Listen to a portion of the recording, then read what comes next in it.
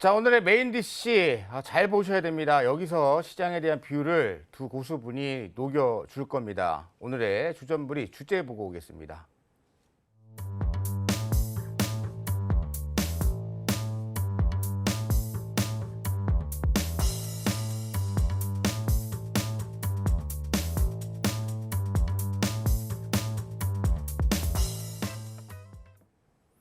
네. 자, 방산주 아직 끝나지 않았다. 자, 이 안건에 대해서, 이 주제에 대해서 어떻게 보면 좋은 걸 수도 있지만 어떻게 보면 안 좋은 걸 수도 있단 말이잖아요. 오늘 시장 조정에 대해서 각 두 분이 어떤 시선으로 보시는지는 다 다르시겠지만 개인적으로 저는 너무나 궁금합니다. 이게 오늘 정부 발언 때문에 벌어진 상황입니까? 아니면 테슬라 때문입니까? 도대체 이유가 뭡니까? 오늘 왜 이렇게 코스닥이 밀린 겁니까? 먼저 발톱을 드러내 주실 먼저 제가 아까 이현주 대표님. 네. 네. 일단 시장이 어저께 이제 종가쯤 해서 네. 종목들의 약간 좀 특징적인 움직임들이 있었거든요. 네, 어제. 그러니까 이제 약간 급등락하는 종목들이 오후장 들어서 단기적으로 갑자기 시세를 내고 네. 확 무너지는 흐름들이 보였었어요. 네. 그런 것들이 이제 시장이 지금 5일선을 타고 계속 올라오는 상황에서 한번 조정 나오기 직전에 그런 흐름들이 만들어지는데 왠지 모르게 시간 외에서도 종목들이 좀 많이 빠졌고요. 네. 그래서 미증시, 미국 선물 시장의 영향을 좀 많이 받은 게 아닌가라는 생각이 드는데 사실 전일 미증시는 이제 많이 하락했다가 막판에 또 이렇게 다 올려놓고 끝났는데 우리 증시는 그대로 그냥 조정받는 흐름으로 들어갔다라고 봐야 될 것 같고요. 네. 기술적으로 봤을 때 코스닥 같은 경우는 차트 잠시 보시면요. 2021년도 고점에서 우리 이제 650포인트까지 내려온 이 하락폭의 뭐 618짜리 그러니까 피보나치 수열로 했을 때 중심 가격에서 반등 나올 수 있는 최대치 폭까지는 일단 올라왔다라고 봐야 됩니다. 그래서 그게 900포인트 넘는 자리였죠? 네네 맞습니다. 네네. 딱 900포인트 구간이었고요. 우리가 이제 여기 쌍바닥을 만들고 이렇게 올라오는 이 N자 상승을 딱 보더라도 네. 목표치가 목표치가 그대로 지금 고점을 달성을 했습니다. 그래서 네. 단기적인 조점, 우리 조정 이제 이 3파, 4파 조정이 이제 나온다라고 봐야 될 것 같고요. 요 4파 조정이 중심 가격대 요번에 이제 올라온 요 상승폭의 중심 가격대를 크게 이탈하지 않는 선에서 돌려준다라고 했을 때는 한 번 더 크게 좀 랠리가 나올 수 있는 그런 가능성을 열어놓고 볼 수 있다라고 생각합니다. 그럼 그래서 단기 조정은 좀 피할 수 없다. 지금은 제 생각에 단기 조정 피할 수 없다라고 생각하고요. 코스피를 예로 들어 보면요, 저는 이제 앞서 말씀드렸듯이 단기 트레이딩 굉장히 이제 좀 즐겨하는 편이라 갖고 네. 시장이 조정이 단기적으로 나오더라도 굉장히 민감하게 반응을 하거든요. 그 기준을 잡는 데 있어서 5일 이평선을 기준으로 잡는데요. 이런 식으로 이제 5일선이 이탈하는 구간들을 우리가 한번 살펴보면 이런 식으로 5일선을 이탈을 합니다. 그런데 이탈을 한 다음 날 바로 5일선을 회복해주는 양봉이 나오면 한 3, 4일 정도는 상승장이 나와줘요. 그래서 이런 거 가지고 이제 레버리지로 제가 이제 투자를 하기도 하는데 ETF 가지고 요번에 보시게 되면 5일선을 이탈했다가 바로 회복하는 모습이 나왔지만 갭 하락으로 지금 5일선 밀려내렸거든요. 네. 그래서 오늘 장중에 이제 양봉으로 5일선까지 붙여놨을 때도 이거는 상당히 좋지 못하다. 오장되면 밀릴 가능성이 상당히 높다라고 이제 판단을 하고 있었는데 역시나 일단 5일선을 이탈하는 모습이 나왔습니다. 그래서 단기적으로 지금 조정이 나올 수 있다라고 봐야 될 것 같고요. 그동안에 작년 10월 달 저점 잡고 지수가 올라올 때 보면 2,500포인트를 계속해서 저항으로 만들어 왔었거든요. 그래서 네. 이 2,500이라는 가격대가 우리가 기대할 수 있는 지지 라인이 될 거다라고 생각이 들고요. 큰 흐름으로 본다라면 뭐 단기적인 조정으로 거치고 상승하는 흐름 속에 있지 않나라고 생각을 하고 있습니다. 좋습니다. 일단 우리나라 오늘 조정 요인은 미국 선물 조정에 대해서 이슈를 뽑아주셨고 일단 단기 조정은 나오나 대세를 훼손하는 것은 아니다라는 의견 주셨는데 자 우리 유창희 본부장님 유본 네, 뭐 저는 모르겠어요. 뭐 아까 말씀하신 것들이 복합적 작용했다 생각 좀 하고 있습니다. 네. 특히 테슬라의 영향이 컸다고 생각하고 있어요. 테슬라가 이제 실적 발표하기 전까지는 미국 시장이 상당히 좋은 견조한 모습을 보여줬는데 실적 발표하고 나서 테슬라가 시간 외에서 한 7% 정도 하락을 하고 그러면서 나사 선물이 좀 하락을 했죠. 네. 그러다 보니까 배터리, 전기차 부품주들이 오늘 많이 하락을 했어요. 코스닥은 그러면서 기존에 성장주였는데 좀 먼저 꺾여 있었던 로봇이라든지 뭐 그리고 AI도 같이 흔들리면서 코스닥이 오늘 거의 뭐 2.5% 정도 조정이 네. 나왔다고 보고 있는데 저는 이게 다음 주부터는 진짜로 더 재미없는 장이 될 수 있어요. 왜냐하면 다다음 주가 FOMC 회의잖아요. 네. 그러면 결국에는 그것을 좀 보려고 하는 심리가 있을 수 있는 것이기 때문에 당분간 주가 지수는 더 가긴 쉽진 않다. 특히 그 거래소만 보신다면 차트를 보시면 지금 21선하고 이격도가 많이 벌어져 있어요. 제가 네. 지금 파란색 동그라미를 쳐드렸었는데 네. 항상 21선하고 이격도가 벌어지게 되면 이것을 이제 맞추는 모습이 나와주거든요. 네. 그러면 여기서 주가가 급락으로 가진 않을 거예요. 급락으로 가진 않지만 상당히 21선하고 이격을 맞추기 위해서 짧게는 일주일, 길게는 한 2주 가까이가 옆으로 대신에 그러면 한 2,500포인트 초반에서 현재 2,500포인트 중반에서 어떤 박스권 흐름이 나오는데 여기서 변동성이 좀 높게 나오기 때문에 종목별 대응하기도 쉽지 않다 생각하고 있고 코스닥 같은 경우는 그동안 거침없는 상승을 보여줬죠. 거침없는 상승을 보여준 게 2차전지 때문이에요. 근데 네. 2차전지가 조금 흔들림이 나온다라면 저는 21선 깰 가능성이 높다. 그러면 한 850포인트대까지는 조정이 나올 가능성이 높고 그리고 나서 여기가 지켜지는지 여부를 좀 확인할 필요가 그러고 지켜지고 나서 어떤 모양이 그려지는지 쌍봉을 향해서 갈지 아니면 옆으로 행보할지를 좀 봐야 되지 않을까 판단하고 있습니다.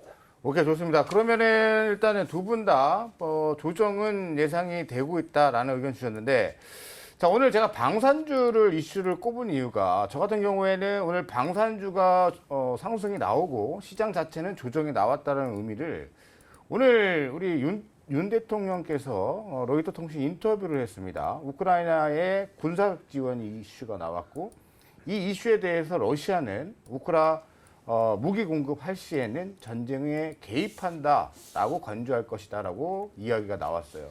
그러다 보니까 방산주가 움직임이 나왔고요. 또 뉴스에는 폴란드에 10만 발, 우크라이나에는 40만 발의 포탄이 이미 전달됐다라는 또 소식도 접해졌죠. 관련주로서는 풍산홀딩스가 그간의 소문을 딛고서 계속 우상향하는 흐름을 보여줬었습니다. 거기다가 중국과 대만 문제를 우리나라 정부 쪽에서 강경 발언을 하면서 중국 쪽과에도 좀 트러블을 일으키는 좀 모양새가 만들어졌습니다.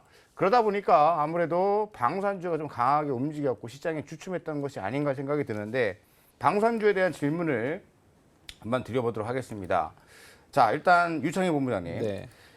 최근에 2차 전지에 개인 투자자들이 많이 몰렸단 말이에요. 네. 그러면서 바닥에서 외국인들 수급 들어가고 있는 종목군들이 속출되고 있는 가운데 또 특히나 현대 로템 같은 경우도 뭐 외국인들이 엄청나게 매수를 네. 미리 했었고 이 진정한 대세 방산이라는 얘기도 있는데 올해 지속적인 소주 잭팟 기대도 될까요?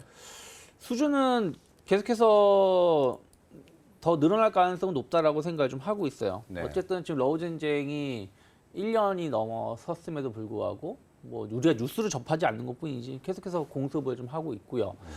뭐 그 주요 뉴스들을 보면 미국 같은 경우가 전쟁을 끝내길 원하지 않는다 이런 얘기도 있지 않습니까? 그러면 좀 장기전이 좀 더 될 가능성이 높지 않을까. 그럼 국제 정세가 계속해서 불안감이 확대가 될 것이고 이런 거에 따른 방위비 지출은 높아질 수밖에 없다라고 보고 있어요. 그러면 이제 왜 우리나라 기업이 반사이익을 누리느냐? 뭐 유럽이 그렇다고 해서 물론 미국제 제품을 많이 쓰긴 하겠습니다만은 중국 제품을 쓸 수는 없는 것이라는 것이죠. 그리고 우리나라 제품들이 좋은 것이 왜 좋냐면은 미국하고 항상 한미 훈련을 같이 해요. 그러니까 그 부분에 대해서 최적화되어 있다는 것이죠. 그럼 유럽 연합이라든지 유럽도 미국의 제품을 많이 쓰겠지만 거기에 그 조율을 할 때 우리나라 제품들이 그 중간 역할을 많이 해줄 수 있다는 것이죠. 그런 부분들이 상당히 확인이 되었고 작년에 그런 것들이 수주가 계속해서 늘어날 수밖에 없지 않을까 판단을 하고 있고요. 네. 또 어찌됐든 이제 작년에 이제 수주가 많이 나왔는데 그게 이제 이 무기라는 게 탱크라는 게 하루 이틀 만에 만들어서 공급하는 게 아니거든요. 이게 만들어지는 시간이 필요한데 이게 이제 5월 한 상반기 이후 하반기서부터 순차적으로 매출을 반영된다는 것이죠. 그러면 오히려 작년에 수주에 대한 어떤 기대감, 이게 진짜로 실적으로 반영되는 부분들 그런 것들이 접목이 된다라면 충분히 추가적인 상승 가능하지 않을까. 최근에 외국인들 보시면 한국항공우주를 최근 한 달 기준으로만 3월 20일부터만 본다고 했을 때 2,200억 정도 거의 순매수를 해줬고요. 현대 로템도 1,750억 정도 순매수를 해줬고요. 하나 에어로스페이스도 1,800억 정도, 거의 1,900억 가까운 매수를 해줬기 때문에 이 기조가 쉽게 꺾이지 않는다라면 주가에는 긍정적인 역할을 할 수 있다 보고 있습니다. 오케이, 좋습니다. 자, 이전 대표님, 네. 지금 방산주가 먹잇감으로 노출이 됐습니다. 네. 발톱으로 어떻게 낚아챌만 하겠습니까? 일단 수익률적인 측면으로 봤을 때는 저희 뭐 항상 북한이 미사일 쏘면 움직여주는 종목들 있잖아요. 네네네. 뭐 빅텍이라든지 네. 뭐 퍼스텍이나 스페코 이런 것들 테마주 위주로 좀 봐도 좋을 것 같은데 지금 최근 시장 트렌드가 조단위 종목들도 시세를 쭉쭉 뽑아주고 있습니다. 그래서 실질적으로 이런 수주에 대한 수혜를 입는 종목들 위주로 보시면 좋을 것 같은데 뭐 현대로템 저는 오늘 신고가 갱신을 해서 좀 상당히 괜찮게 보고 있고요. 대통령께서 우크라이나에만 무기 지원하지 마시고 저기 러시아도 필요하면 좀 사가라고 했으면 더 잘 가지 않았을까라는 생각도 드는데 네.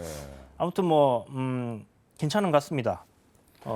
현대로템이 제가 봤을 때는 나쁘지 않겠다라는 생각이 듭니다. 지금 이전 대표님이 하나 에어로스페이스가 수주 잔액이 52조 원이고 네. 한국항공우주가 약 24조. 24조 원, 네, LIG 넥스원은 수주 잔액 약 12조 원을 뽑아주셨단 말이에요. 네, 네. 그러면 수주적으로 봤을 때 탑픽은 하나 에어로스페이스인데 그렇죠. 주가가 이미 상당 부분 반영이 돼서 우상향이 나왔단 말이에요. 맞습니다. 지금 하나 에어로스페이스 차트 보면은 네, 네.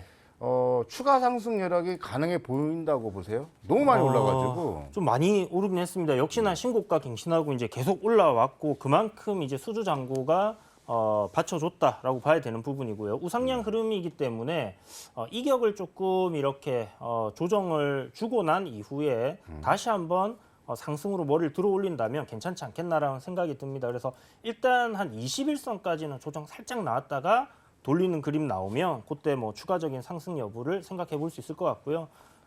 지금 그 매매 동량 수급적인 부분을 봤을 때는 외인들 계속 매수세기 때문에 뭐 나쁘지 않을 것 같다라고 생각이 듭니다. 오케이, 좋습니다. 자, 그러면 날카롭게 순환매를 체크하신 우리 유창희 본부장께서는 자, 현대로템, 하나 에어로스페이스, LIG 이 방산 빅3 중에 어떤 거 탑픽으로 보고 계십니까? 근데 제 건 여기 없어요. 왜 여기 방산 빅3의 현대로템 이거는 형식상이고. 네, 해서 저는 한국항공우주를 그래서 한국항공우주. 따로 좀 네. 뽑아봤는데 모멘텀이 한국항공우주가 최근에 네. 좀 소외돼 있던 것 같던데 많이 한 소외돼 번에 있다가 V자로 그렇죠. 끌어올렸습니다. 3월 말서부터 시세가 많이 올라왔는데 네. 이게 엄밀히 따지면 많이 올라온 것 같은데 음. 뭐 이렇게 말씀드리면 좀 너무 욕심이라 할 수 있겠습니다만은 이제 겨우 45,000원에서 58,000원 정도 올라온 거예요. 차트 보여주세요. 네. 네. 차트를 보면은 V자로 많이 올라온 것 같지만 다른 거에 비교해 본다면 그렇게 많이 올라오지 않았다 생각을 좀 하고 있고요. 네. 일단 폴란드 FA50 관련해서 하반기 이제 매출이 본격적으로 반영이 됩니다. 그런 것들이 주가에 좀 반영되고 있다 생각하고 있고 저는 무엇보다 헬기 시장을 좀 바라볼 필요가 있어요. 헬기요. 네. 그 이제 예를 들어서 뭐 소방처가 됐든 네. 뭐가 됐든 정부가 이제 헬기를 정부 기관이 헬기를 운영하는데 이게 그동안 해외 헬기들이 많이 있었다라는 것이죠. 근데 이게 작년 재작년부터 계속 정책이 변화가 되고 있는 게 국산 헬기로 계속 교체를 하려고 합니다. 네. 또 노후화된 헬기들을 다 국산 헬기로 교체를 얘기해 놓은 게 있기 때문에 여기에 관련돼서 수주는 계속 늘어나고 또 관련된 부품이라든지 수요도 안정적으로 매출이 좀 반영되지 않을까 판단하고 있어요. 그래서 국내 헬기 보급 확대가 지속적으로 나올 수가 있고 또 기체 부품 항공기 수요는 회복세를 보일 수밖에 없다. 어찌되었든 지금 여행을 해외여행 많이 가지 않습니까? 네. 그런 부분들을 관련 정비를 또 많이 해야 되기 때문에 그런 것들이 또 안정적인 매출을 보여줄 수 있다 보고 있고요. 또 최근에는 미국 시장 진출에 대한 어떤 기대감들도 좀 있다라는 거 본다라면 저는 지금 어떻게 보면은 한국항공우주가 하나 에어로스페이스랑 무조건 동일해서 비교해 볼 수는 없지만 네. 하나 에어로스페이스의 작년 10월 달 주가 수준 아니면 올해 그 초의 주가 수준 정도가 아닐까 생각 좀 하고 있어요. 그래서 이 고점 돌파를 하면서 하나 에어로스페이스가 상당히 그 치고 나가는데 한국항공우주도 현재 그러한 위치에 좀 진입해 있다라 보고 있습니다. 그래서 네. 한 6만 돌파가 잘 이루어진다라면 한 8만 정도까지는 추가적인 상승 충분히 가능하지 않을까 판단하고 있습니다. 좋습니다. 자, 우리 이주연 대표께서는 네. 원탑 어떤 종목으로 보고 계십니까? 저는 K2 전차, K2전차. 역시. 현대로템. 이유는 뭐 아시겠지만 네. 방산주 이슈가 나올 때마다 주 단위의 이런 좀 무거운 종목임에도 불구하고 시세를 뽑을 때는 정말 시원하게 질주를 해주는 그런 모습들을 보여주고 있고요. 신고가이기 때문에 일단 매물단이 없다, 저항이 없다 이렇게 봐야 될 것 같고 네. 그렇다면 뭐 충분히 추가적인 상승은 나올 수 있는데 실적적인 컨센서스를 보게 되면 네. 내년 한 4천억 이상의 영업이익이 예상이 되고 있거든요. 그렇다면 지금 시가총액 3조 4천억은 저평가되어 있는 부분이기 때문에 뭐 그런 관점으로 조정 시에 접근해 볼 만하다 이렇게 생각합니다. 네. 방산주가 움직이면은 좋기야 좋은데, 지금 시장 글로벌 어떤 정치적으로 움직임을 보면 방산주가 움직이는 때는 시장이 좀 별로 좋지 않을 것 같은 어떤 예상도 됩니다. 그러나 그럴 때일수록 틈새 종목을 노린다라면 수익률 게임에 동참할 수 있지 않을까 생각이 됩니다.